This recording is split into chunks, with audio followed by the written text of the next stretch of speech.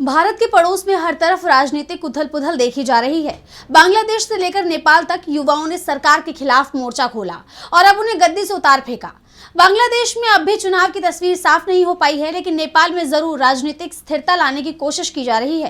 लेकिन पूर्व PM KP Sharma Oli के फैसले से देश में चुनाव से पहले गृहयुद्ध छिड़ने की आशंका जताई जा रही है। तो क्या है पूरा मामला, जानने के लिए देखिए ये रिपोर्ट। नेपाल में ओली सरकार के तख्ता पलट के बाद चुनी हुई सरकार को लाने की कवायद जोर शोर से चल रही है। पीएम सुशीला कार्की के नेतृत्व में अंतरिम सरकार 5 मार्च 2026 को चुनाव करवाने की तैयारी में है। लेकिन इस बीच पूर्व पीएम केपी शर्मा ओली की बढ़ती सक्रियता एक बार फिर देश को सियासी उथल-पुथल की तरफ ले जाती हुई दिखाई दे रही है।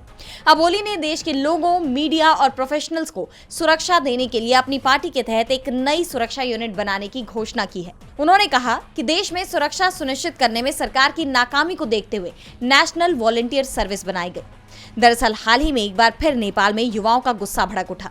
सीपीएन यूएमएल की रैली के विरोध में जेनजी दोबारा प्रदर्शन पर उतर आए। इस दौरान दोनों के बीच हिंसक झड़प की भी खबरें आई और इसे लेकर ही अब केपी शर्मा ओली ने अंतरिम सरकार पर निशाना साधा है और आगामी चुनाव के लिए अपनी सुरक्षा यूनिट बनाने की बात कही है।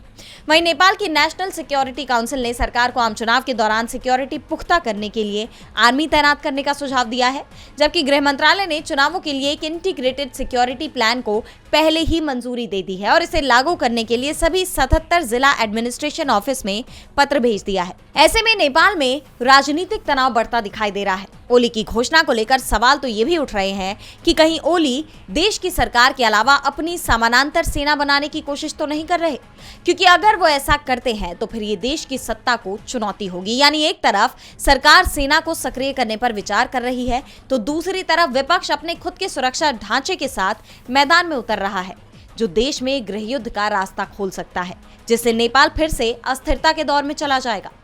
डीबी लाइव की रिपोर्ट।